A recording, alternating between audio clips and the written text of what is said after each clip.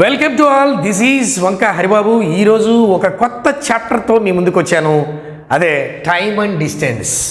Time and distance, కాలము దూరము. Heading పెట్టుకోండి. All of you take your notes. Time and distance, కాలము మరియు దూరము. ఓకే, కాలము పని, టైమ్ అండ్ వర్క్ ఇంకోటి ఉంటుంది, అది కాదు ఇది. కాలము దూరము, దీనికి సంబంధించినటువంటి చాప్టర్ని, అర్థమెటిక్ చాప్టర్ని నేను ఈరోజు స్టార్ట్ చేస్తాను. ఈ రోజు నుంచి క్లాసెస్లో మీకు టైం అండ్ డిస్టెన్స్ కనబడుతుంది. ఓకే, సో జనరల్గా మీరు ఈ టైం అండ్ డిస్టెన్స్ అనేది మన నిత్య జీవితంలో అందరికీ తెలిసిందే. ఎలా అంటే నువ్వు అందరికీ బైక్ తోలటం, బండి తోలటం వచ్చు కదా, అందరికీ మ్యాక్సిమం అందరికీ వచ్చు. ఇవాళ ఆడపిల్లలు కూడా బండి తోలేస్తున్నారు. ఎస్, ఏది స్కూటీలు కాదు, పెద్ద పెద్ద బండ్లే తోలేస్తున్నారు, గేర్ బండ్లే. అంటే వాళ్ళు ఆ బండి తోలుతున్నప్పుడు నువ్వు ఏ స్పీడ్లో వెళ్ళావు అని అడిగామనుకోండి, నేను 60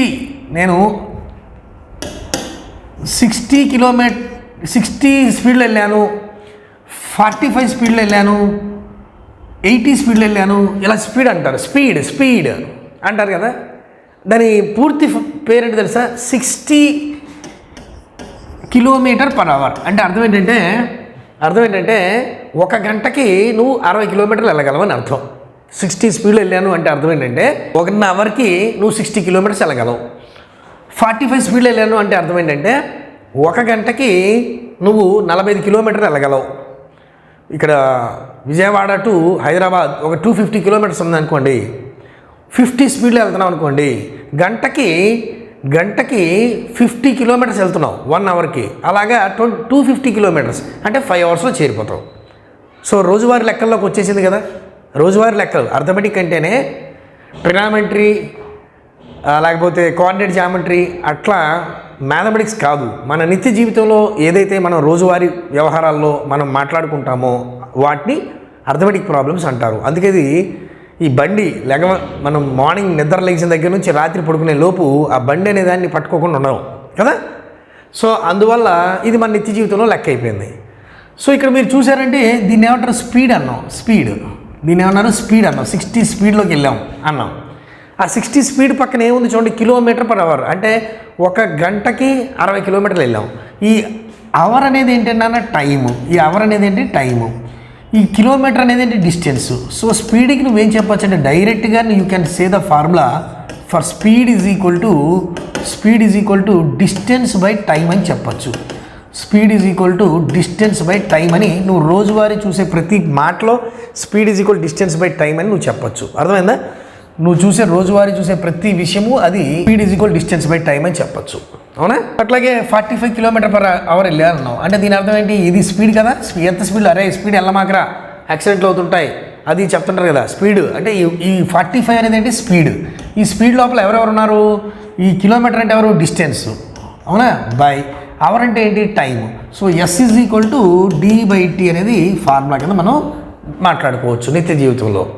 సో ఎట్లా అంటే DTS, ఈ మూడితోనే ఈ చాప్టర్ మొత్తం లింక్ అయి ఉంటుంది. ఆ 3 అక్షరాలే అంటే డిస్టెన్సు, టైము, స్పీడు. DTS ఈ మూడిటితో లింక్ అయి ఉన్నటువంటి చాప్టర్ టోటల్గా.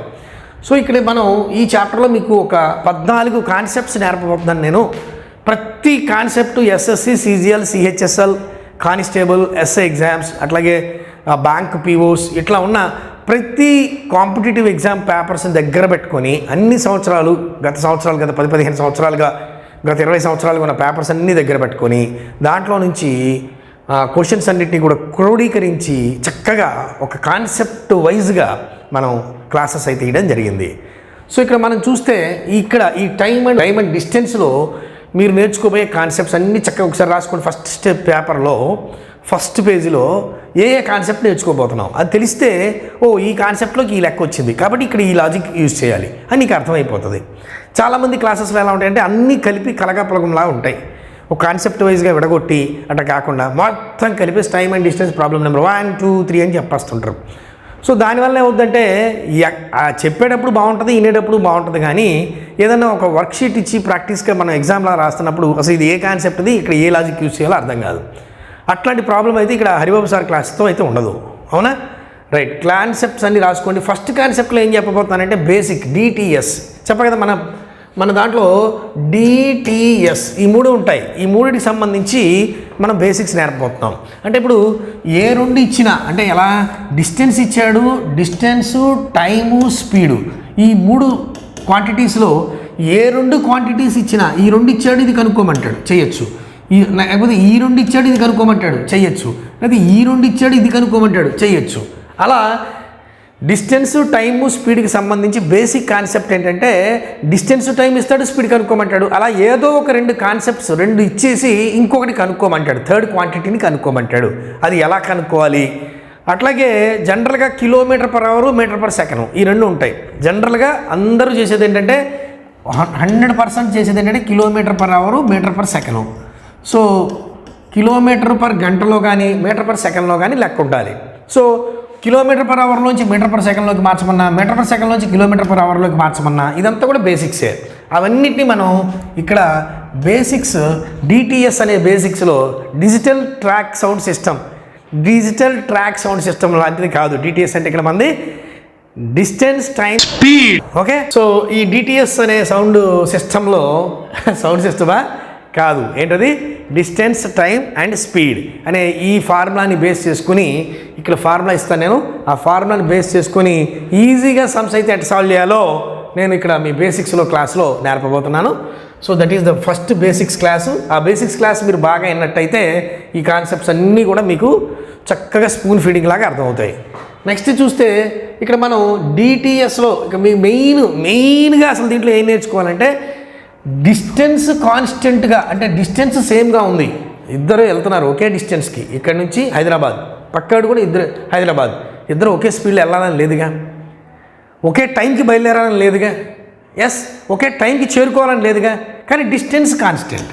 అంటే ఇక్కడ విజయవాడ టు హైదరాబాద్, ఇక్కడ విజయవాడలో ఏ పాయింట్లో మా ఇంటి దగ్గర ఎక్కడైతే స్టార్ట్ చేశానో ఇంకోటి కూడా మా ఇంటి దగ్గరే స్టార్ట్ చేశాడు, హైదరాబాద్ వెళుతున్నప్పుడు అక్కడ టైము నేను ఎక్కువ స్పీడ్ వెళ్తున్నాను అనుకున్నాం, లేదా వాడు ఎక్కువ స్పీడ్ వెళ్తున్నాను అనుకున్నాం, అప్పుడు వాడు టైం తేడా ఉంటుంది, స్పీడ్ తేడా ఉండొచ్చు. సో డిస్టెన్స్ కాన్స్టెంట్గా ఉన్నప్పుడు ఒక మెయిన్ విషయం, డిస్టెన్స్ కాన్స్టెంట్గా ఉన్నప్పుడు ఎలా, అట్ట కాకుండా అదిగో ఎక్కడంటే ఇఫ్ డిస్టెన్స్ ఈజ్ కాన్స్టెంట్, ఇది ఒక మెయిన్ టాపిక్. అట్లాగే ఇఫ్ టైమ్ ఈజ్ కాన్స్టెంట్, ఒకవేళ టైం కాన్స్టెంట్గా ఉంది, ఇద్దరు సేమ్ టైంకి స్టార్ట్ చేసాం, కాన్స్టెంట్ అంటే సేమ్ టైం, ఇద్దరు ఒకే టైంకి స్టార్ట్ చేసాం, కానీ ఒకటి ఇంకో స్పీడ్ వెళ్ళొచ్చు, నేను ఇంకో స్పీడ్ వెళ్ళొచ్చు. అలా టైం కాన్స్టెంట్గా ఉన్నప్పుడు ఎలా ఉంటుంది? ఇంకొకటి ఎవరంటే స్పీడ్ కాన్స్టెంట్గా ఉన్నప్పుడు చూడండి, ఇఫ్ స్పీడ్ ఈజ్ కాన్సెప్ట్ 12 ఇది. If speed is constant main కాన్సెప్ట్లో అయితే దీంట్లో డిటిఎస్కి సంబంధించిన బేసిక్స్ నేర్చుకోవాలి. తర్వాత ఏం నేర్చుకోవాలి? డిస్టెన్స్ కాన్స్టెంట్గా ఉంటే ప్రాబ్లమ్స్ ఎలా ఉంటాయి, టైం కాన్స్టెంట్గా ఉంటే ప్రాబ్లమ్స్ ఎలా ఉంటాయి, స్పీడ్ కాన్స్టెంట్గా ఉంటే ప్రాబ్లమ్స్ ఎలా ఉంటాయి, అలా నేర్చుకోవాలి. ఎస్, ఇందులో ఈ డిస్టెన్స్ కాన్స్టెంట్గా ఉన్నప్పుడు అనేది ఎక్కువ శాతం మనకి ఎక్కువ సబ్జెక్టు, ఎక్కువ ప్రాబ్లమ్స్ కూడా ఎక్కువ దేని మీద ఎక్కువ మనకి ఫోకస్ అవుతాయంటే డిస్టెన్స్ కాన్స్టెంట్గా ఉన్నప్పుడు. దానికి సంబంధించి మధ్యలో చూస్తే ఇక్కడ మధ్యలో ఈ 2 నుంచి 9 వరకు చూస్తే ఇవన్నీ డిస్టెన్స్ కాన్స్టెంట్గా ఉన్నప్పుడే. ఎలా డిస్టెన్స్ కాన్స్టెంట్గా ఉన్నప్పుడు పర్సంటేజెస్, ఫ్రాక్షన్స్ ఇస్తాడు, నెంబర్స్ కాకుండా పర్సంటేజెస్ ఇస్తాడు, ఫ్రాక్షన్స్ ఇస్తాడు. అడ్వాన్స్ లెవెల్ అనమాట. మామూలు జనరల్ లెవెల్ అయితే ఇక్కడ చెప్పేసాం కాన్సెప్ట్ 2లో. కాన్సెప్ట్ 3లో ఏం చెప్తున్నాం? ఒకవేళ ఫ్రాక్షన్స్, పర్సంటేజెస్ ఇస్తే డిస్టెన్స్ కాన్స్టెంట్, ఆ వాల్యూస్ అన్నీ కూడా ఫ్రాక్షన్స్ ఉంటే కష్టం, పర్సంటేజ్ ఉంటే కష్టం. అలా ఉన్నప్పుడు ఎలా? అట్లాగే ఎర్లీ అండ్ లేట్ కాన్సెప్ట్, ఒకడు ఎర్లీగా బయలుదేరుతాడు, ఒకడు లేట్గా బయలుదేరుతాడు. ఎర్లీగా వెళ్ళినప్పుడు ఎలా, ఎన్ని నిమిషాలు ముందు వెళ్ళాడు, లేకపోతే లేట్గా వెళ్ళినప్పుడు ఎన్ని నిమిషాలు ఆలస్యంగా వెళ్ళాడు, కానీ ఎలా ఈ రెండింటికి మధ్య ఉన్న రిలేషన్స్ ఎట్లా సాల్వ్ చేస్తారనేది కాన్సెప్ట్ 4లో ఎర్లీ అండ్ లేట్ కాన్సెప్ట్స్ అని నేర్చుకుంటాం. నెక్స్ట్ కాన్సెప్ట్ 5 స్టాపేజ్ టైం అంటే ఫర్ ఎగ్జాంపుల్ నేను విజయవాడ నుంచి హైదరాబాద్కి వస్తున్నా, నేను క్లాస్ చెప్పడం కోసం విజయవాడ నుంచి హైదరాబాద్కి వస్తున్నప్పుడు నేనైతే నాన్ స్టాప్ బస్సు ఎక్కాను, ఒక్క చోట కూడా స్టాప్ అవ్వదు. ఇంకొక బస్సు ఆర్డినరీ బస్సు ఉంది, అది విజయవాడ నుంచి హైదరాబాద్ సేమ్ డిస్టెన్స్, ఇద్దరు ఒకే చోట దిగాలి, ఇద్దరు ఒకే చోట ఎక్కాం, ఒకే చోట దిగాలి. నేనైతే నాన్ స్టాప్, ఒక్క చోట కూడా బస్సు ఆగదు అన్నట్టుగా ఎక్కాను. ఇంకొక వ్యక్తి స్టాపేజ్తో ఎక్కాడు, అంటే ప్రతి స్టాప్ దగ్గర ఆగుతూ వస్తుంది. మరి ఇద్దరు 2 బస్సులు ఒకేసారి వస్తాయా? రావు కదా. అప్పుడు ఇన్ని చోట్ల స్టాప్ అవుతున్నట్టయితే అప్పుడు ఏం ప్రాబ్లమ్స్ ఉంటాయి, అలాంటి దానికి సంబంధించిన రిలేటివ్తో ఎలాంటి ప్రాబ్లమ్స్ ఉంటాయి స్టాపేజ్ టైమింగ్లో చూస్తాం. అట్లాగే గన్ షాట్ ప్రాబ్లమ్స్, గన్ పేలుస్తాం, బుల్లెట్ ఎంత దూరం వెళ్ళింది దానికి సంబంధించి గన్ షాట్లో మనం గన్ షాట్ ప్రాబ్లమ్స్ నేర్చుకుంటాం. అట్లాగే train accidents and late journey. Train accident అయింది, అప్పుడు జర్నీ లేట్ అవుతుంది, అంటే అక్కడ ఆగిపోయింది. ఇద్దరు ఒకేసారి స్టార్ట్ అయ్యాం, 2 ట్రైన్లు అక్కడి నుంచి స్టార్ట్ అయ్యాం, అటు నుంచి స్టార్ట్ అయ్యాం, లేదా ఇటు నుంచి స్టార్ట్ అయ్యాం. సో డిస్టెన్స్ అయితే సేమ్, నేను విజయవాడ టు హైదరాబాద్ వెళ్తున్నాను, లేకపోతే హైదరాబాద్ టు విజయవాడ వస్తున్నాను, 2 డిస్టెన్స్ సేమే కదా. అది అప్ జర్నీ, ఇది డౌన్ జర్నీ. ఎస్, నేను అప్ వెళ్తున్నాను, ఇంకొకరు డౌన్ వస్తున్నారు. సో అలాంటి సందర్భంలో ఎలా ఉంటుంది, ట్రైన్ యాక్సిడెంట్ అయింది, అప్పుడు జర్నీతో వచ్చే ప్రాబ్లమ్స్ ఎలా ఉంటాయి. అట్లాగే టైమ్స్ ఇంక్రీజెస్ డిక్రీజెస్, అంటే ఇన్ని రెట్లు పెరిగింది, స్పీడ్ ఇన్ని రెట్లు పెరిగింది, లేకపోతే డిస్టెన్స్ ఇన్ని రెట్లు పెరిగింది, అలా లేకపోతే అది పెరిగింది ఇది తగ్గింది అని చెప్పేటువంటిది కాన్సెప్ట్ నెంబర్ 8లో టైమ్ ఇంక్రీజ్ ఆర్ డిక్రీజ్ అనేది నేర్చుకుంటాం. నెక్స్ట్ కాన్సెప్ట్ 9లో నేర్చుకుంటే D/S మోడల్ అంటాం. డిస్టెన్స్ స్పీడ్కి లింకుతో ఉన్నటువంటి టైంకి సంబంధించినటువంటి డిస్టెన్స్ కాన్స్టెంట్గా ఉన్నప్పుడే D/S మోడల్ అని నేర్చుకుంటాం. ఇవన్నీ కూడా sub concepts of distance constant. Distance కాన్స్టెంట్గా ఉన్నప్పుడు ఎక్కువ కంటెంట్ ఉంటుంది. సో ఇదంతా కంటెంట్. నెక్స్ట్ టైం కాన్స్టెంట్, దాని మీద ప్రాబ్లం. అట్లాగే మీటింగ్ కాన్సెప్ట్స్, 2 చోట్ల ఎప్పుడు కలుస్తాం, నేను అటు నుంచి వస్తున్నాను, నువ్వు ఇటు నుంచి వస్తున్నావు, మన ఇద్దరు ఎప్పుడు కలుస్తాం. Okay, that is meeting concept అంటాం. నెక్స్ట్ స్పీడ్ ఈజ్ కాన్స్టెంట్గా ఉంటే, స్పీడ్ కాన్స్టెంట్గా స్పీడ్గా వెళ్తుంటే, ఒకే స్పీడ్లో ఇద్దరు ఒకే స్పీడ్లో వెళ్తుంటే ఎలా ఉంటుంది అనేది కాన్సెప్ట్ 12లో నేర్చుకోబోతున్నాం. కాన్సెప్ట్ 13లో రైడ్ ఆర్ వాక్. నేను నడిచి వెళ్తున్నాను, ఒకవైపు వాకింగ్, ఒకవైపు రైడింగ్లో వచ్చాను, అంటే సైకిల్ మీదో లేకపోతే బస్సు మీదో వచ్చాను, అప్పుడు ఎలా ఉంటుంది. 2 వైపులు నడుస్తున్నా లేదా 2 వైపులు బస్సులో వస్తున్నా, అప్పుడు ఎలా ఉంటుంది. నా టైము, డిస్టెన్స్, స్పీడ్, ఇవన్నీ దానికి సంబంధించిన ప్రాబ్లమ్స్ కాన్సెప్ట్ 13లో నేర్చుకుంటాం.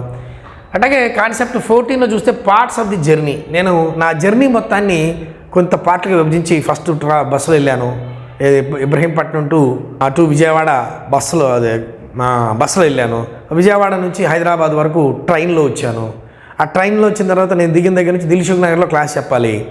సో అక్కడ నుంచి దిల్సుఖ్ నగర్కి కారులో వచ్చాను. అంటే ఇప్పుడు నా మొత్తం మీద దిల్సుఖ్ నగర్, ఇబ్రహీంపట్నం టు దిల్సుఖ్ నగర్ అనేది ఈ జర్నీ నేను 3 భాగాలు చేసుకున్నాను: బస్సు, ట్రైను, కారు. సో ఇలా పార్ట్స్ ఆఫ్ ది జర్నీ, ఆ జర్నీ మొత్తాన్ని పార్ట్స్ చేసుకుని ఉన్నప్పుడు దానికి సంబంధించిన ప్రాబ్లమ్స్ ఎట్లుంటాయి అనేది కాన్సెప్ట్ 14లో అయితే నేర్చుకుంటాం. వీటితో పాటుగా ఇలా మీకు అర్థమైంది కదా, కాన్సెప్ట్స్ మొత్తం టైమ్ అండ్ డిస్టెన్స్లో మొత్తం 14 కాన్సెప్ట్స్ ఉన్నాయి. ఈ ఎన్ని కాన్సెప్ట్లో మీరు జనరల్గా ఈ చాప్టర్లో మీరు చూసే ఎక్కువ సార్లు ఫ్రీక్వెంట్గా నేను మాట్లాడే వర్డ్స్ ఏంటంటే డిస్టెన్స్, టైము, స్పీడ్, ఇవే. కాబట్టి ఆ వర్డ్స్ తెలుసుకోవాలి, దానికి సంబంధించిన ఇన్ఫర్మేషన్ తెలుసుకోవాలి, అప్పుడు నేను చెప్పే ప్రాబ్లమ్స్ అయితే అర్థమవుతాయి. ఈ 14 కాన్సెప్ట్స్తో పాటు ఇంకొక 2 సబ్ టాపిక్స్ ఉన్నాయి. ఒకటి యావరేజ్ స్పీడు, 2 రిలేటివ్ స్పీడు. అవి రెండు కూడా పెద్ద టాపిక్స్. అవి కూడా ఇలా మొత్తం కంటెంట్ లాగా చెప్పే ప్రయత్నం అయితే చేశాను. దీంట్లో కలిపేసి concept 15 average speed, concept 16 relative speed లాగా కాకుండా మళ్ళీ మెయిన్ టాపిక్ లాగా తీసుకొని యావరేజ్ స్పీడ్ని, రిలేటివ్ స్పీడ్ని కూడా మెయిన్ టాపిక్లు. ఎందుకంటే ఎక్కువ భాగం ఈ మధ్య కాలంలో నేను గమనిస్తే యావరేజ్ స్పీడ్, రిలేటివ్ స్పీడ్ మీద ఎక్కువ ఇస్తున్నాడు. కాబట్టి వాటిని కూడా మెయిన్ టాపిక్ లాగా తీసుకొని దాంట్లో నుంచి మళ్ళీ సబ్ టాపిక్స్ తయారు చేసుకొని ఇట్లా మీకు క్లాసెస్ని అయితే క్రియేట్ చేయడం జరిగింది. సో ఇలా మీరు ఈ 14 కాన్సెప్ట్స్ని మీరు ఇక్కడ క్లాస్లో నేర్చుకోబోతున్నారు. సో మొత్తం మీద మనం ఒక మంచి టాపిక్ని అయితే మనం ఈ క్లాసెస్లో నేర్చుకోబోతున్నాం. Time and distance, DTS, distance, time and speed, ఈ మూడింటి మీద లింక్తో ఉన్నటువంటి చాప్టర్ ఇది. సో మనం క్లాసెస్ ఫస్ట్ కాన్సెప్ట్ ఏంటి, బేసిక్స్ నేర్పబోతున్నాను. Be ready for it. Okay, మరి నెక్స్ట్ ఫస్ట్ కాన్సెప్ట్లోకి వెళదామా? Are you ready for it? రాసుకున్నారు ఇవి కాన్సెప్ట్ల పేర్లని ఫస్ట్ పేజ్లో రాసేసుకోండి. ఒక్కొక్క కాన్సెప్ట్ హెడ్డింగ్ పెట్టుకొని చక్కగా నేను చెప్పేది ఎలా అంటే, మీరు ఈ వీడియో క్లాసెస్ని ఎలా యూజ్ చేసుకుంటారు అంటే, మీకు దీంతో పాటుగా క్వశ్చన్స్ యొక్క PDF కూడా పంపిస్తున్నాం. ఈ క్వశ్చన్స్ ఏదైతే ఉన్నాయో ఆ క్వశ్చన్స్ యొక్క PDF కూడా పంపిస్తున్నాం. ఆ PDF ఓపెన్ చేసుకోండి, ఆ క్వశ్చన్ రాసుకోండి, మధ్యలో కొంచెం గ్యాప్ ఉంచుకోండి. ఆ క్వశ్చన్స్ రాసేసుకోండి బుక్లో, మధ్యలో కొంచెం గ్యాప్ ఉంచుకున్న తర్వాత ఇప్పుడు ఫస్ట్ క్వశ్చన్ చూడండి. చూసి ఫస్ట్ క్వశ్చన్ చూడండి, నేను చెప్పే సొల్యూషన్ చూడండి. చూసిన తర్వాత స్టాప్ చేయండి, వీడియోని స్టాప్ చేసి నువ్వు ఓన్గా చేయి. అంతేగాని దాంట్లో చూసి ప్యారల్గా స్పీడ్గా ఎక్కించొద్దు, ఓన్గా చేయి. రెండో క్వశ్చన్ నీ దగ్గరే ఉంది ఎలాగో, అది ఆ పైన క్వశ్చన్తో హెల్ప్తో నువ్వు చేయగలిగితే చేసే. మూడో క్వశ్చన్ కూడా నువ్వు చేయగలిగితే చేసే. ఎప్పుడైతే కంటెంట్ అర్థమైందో నువ్వు కూడా స్పీడ్గా చేయగలుగుతావు. అలా చేసుకుంటూ వెళ్ళిపో. చేసిన తర్వాత వీడియోని స్పీడ్ పెంచుకొని నీకు వచ్చిన ఆన్సర్ అవునా కాదని చెక్ చేసుకో. ఎక్కడైనా రాంగ్ వచ్చింది నీకు, అక్కడ దాని నార్మల్ స్పీడ్తో దాన్ని ప్లే చేసుకొని దాని ఆన్సర్ చెక్ చేసుకో. అలా ఎప్పుడైతే నువ్వు స్పీడ్గా నేర్చుకుంటావో అప్పుడు నీకు ఆ కంటెంట్ అంతా ఈజీగా చేయగలుగుతావు. ఇంకా నెక్స్ట్ ఏం చేస్తావంటే మ్యాక్సిమం అన్నీ కవర్ చేసేస్తాను నేను. ఇంకా ఏదన్నా వేరే బుక్స్లో ఎక్కడన్నా అలాంటి క్వశ్చన్స్ ఉంటే అలాంటి క్వశ్చన్స్ సాల్వ్ చేసి ప్రాక్టీస్ చేయడానికి ట్రై చేయి. ఓకే, ఇది ప్రాసెస్. అంతేగాని ఫోన్ దగ్గర పెట్టుకొని లేకపోతే ల్యాప్టాప్ దగ్గర పెట్టుకొని అంత నేను ఏదైతే మాట్లాడుతున్నానో అంతా రాసేసుకుంటా కూర్చొని పాయింట్ టు పాయింట్ ఎక్కిచ్చేసుకుంటే ప్రయోజనం ఉండదు. ఓన్గా చేయాలి. ఒకరి సమ్ వినాలి, 2 సమ్లు వినాలి, 3rd సమ్ నువ్వు ఓన్గా ట్రై చేయాలి. ఆ మోడల్లో సమ్ చేయాలి. నువ్వే కొత్తగా కనబడుతుంది అది వినాలి అట్లా. Okay right. సో ఫస్ట్ కాన్సెప్ట్కి వెళ్దాం. ఓకే.